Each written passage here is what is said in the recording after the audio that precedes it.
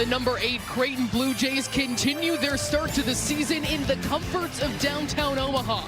They're set to face the North Dakota State Bison in front of a very hungry, loud crowd, and to build up a dominating win and move to 2-0 this young season. Welcome inside CHI Health Center. Slow Martin, Nick Baugh along with you. We know this Creighton team wants to make teams pay. Packing the paint against them, and mission accomplished in game 1, knocking down 18 threes. And Sloan, 8 different Blue Jays made a 3, so it was a total team effort. And Creighton, the way they can space the floor and share the ball is really special. And this group has shooters toeing the arc, and the way they move it is a sight to behold. In that first game, they were tremendous from beyond the arc. They have a let it fly mantra that permeates throughout this program, and they lived up to that mantra in game number 1. Tonight's starting lineup sponsored by Jeep. There's only one. Let's look at the Bison first and their preseason first team All-Summit League selection, Bowden Skunberg. And Bowden Skunberg got 25 points in their opening road win at Western Michigan. If the Bison want to have success on the road against a top 10 team, your stud needs to be firing on all cylinders. And they will have their hands full with the 7-footer Ryan Kalkbrenner as well, who demands so much attention, but North Dakota State has some size to maybe give him some trouble. Absolutely, and with all these threes, Sloan, Creighton can't forget about getting the ball inside to Kalkbrenner and trying to get him touches. Guarding him is Andrew Morgan, and getting that tough assignment to try and push him out of the paint. Tapped away, Shireman has to go chase after it. I think Skunberg saved a layup there as Kalkbrenner was open. Alexander just weaving through in a beautiful pull-up. They go to the high post, and Morgan right into the chest of Kalkbrenner, but the 2-time Big East Defensive Player of the Year stands his ground. It's this one-on-one post-up against Lance Waddles, a brand new starter, kisses it off glass to perfection. His point guard, fearless, and you see it on that play. Shireman. Turnaround jump shot, well done to put it through in the paint. Gonna have to. 2-team fouls for the Bison. Shireman in rhythm, that looks good. But certainly Shireman and Alexander are very capable from that spot on the floor. Miller loses the dribble going right at Alexander, and he gets it. Big rejection by Alexander with that timing and length on display, and then he'll pull up from 3. And keeping it here with the Blue Jays.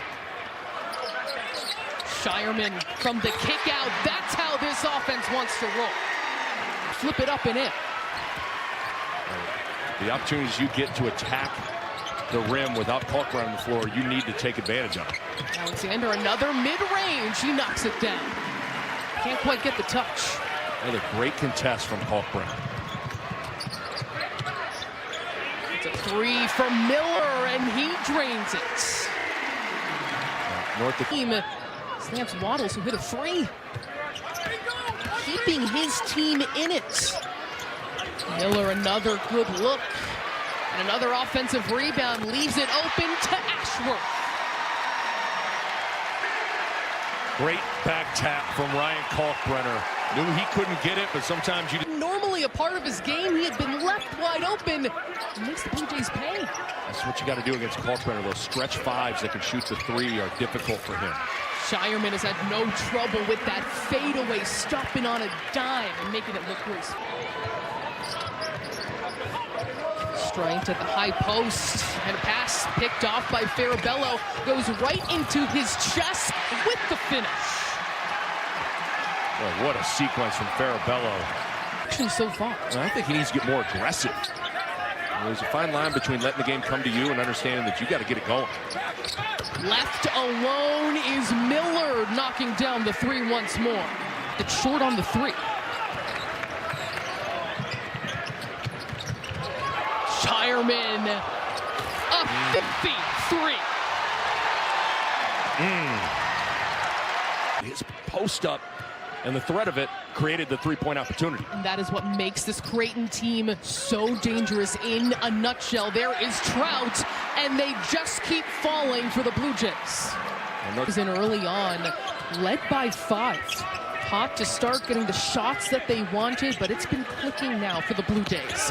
And defensively as well, but Morgan gets it back. Can't get the tip in, and then the block by Shireman. Wow, what a sequence defensively for Baylor Scheierman. Got to try to make Kalkbrenner work. And Morgan's been getting good shots. He's just missed some of the short bunnies because of the length of Kalkbrenner. 2 for 8 in this game. Also solid defensively, but throwing it down. Alexander with emphasis. Days 10 points, an exclamation mark on his most recent one. Another mid-range falls for Ashworth. He only made 1 shot in that first half, only took 3 shots. So number 14 in Green's got to put his foot on the gas. We'll see what this Creighton offense looks like, trying to get him touches, and it immediately works for Kalkbrenner. Yeah, you and I were talking at halftime. The ball up to Lance Waddles, and there is Kalkbrenner lurking, then attacking. Just vintage Kalkbrenner. Kalkbrenner lining up the 3. He's tired of not scoring in the first half. Now he's got back-to-back.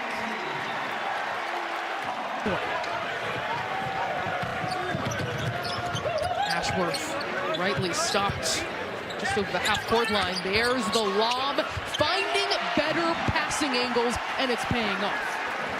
Exactly what Greg McDermott was telling his group at halftime, mid-range jumpers.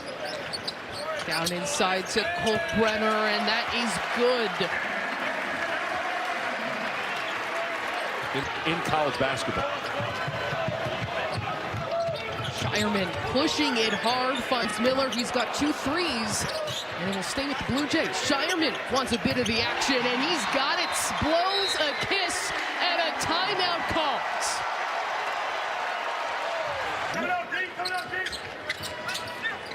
Beautiful. Backdoor cut, and the 2-handed slam, and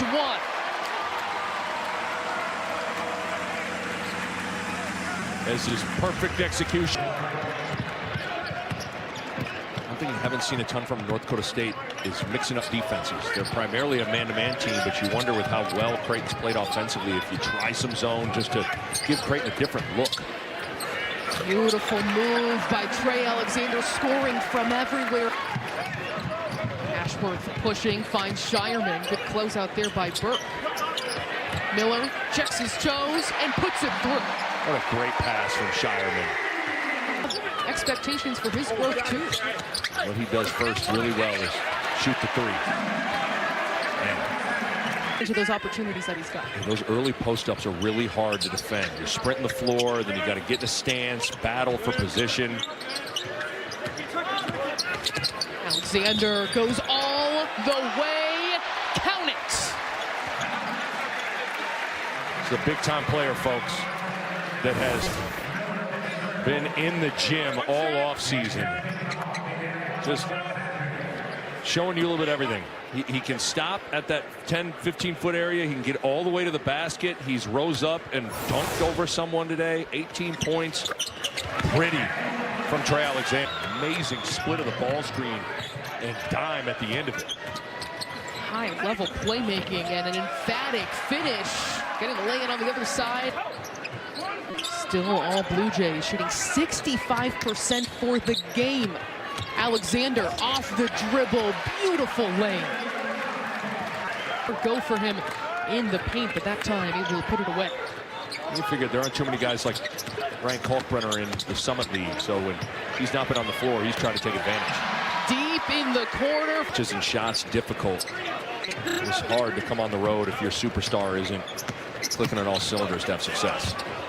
Lob inside to Kalkbrenner. Able to corral it in. Going every which way, every part of that pivot. And for Lance Waddles. Look at Creighton nearing 80 points here with 5 minutes to play. And Farabello gets them over the mark with another 3, his second.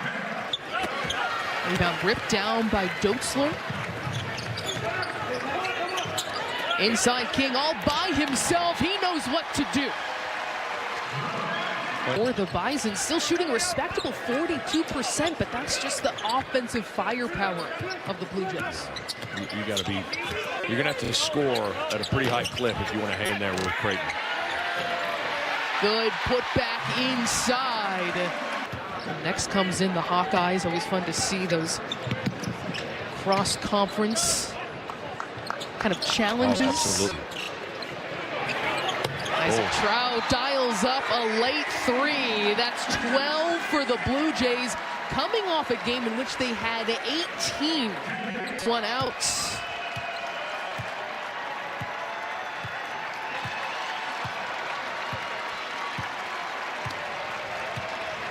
The number 8 team in the country improves to 2-0 this season. An emphatic win on their home court. And back-to-back blowout victories for a top 10 team.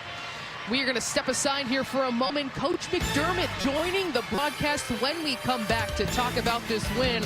More to come from Omaha. Number 8 Creighton with the 89-60 victory on their home court.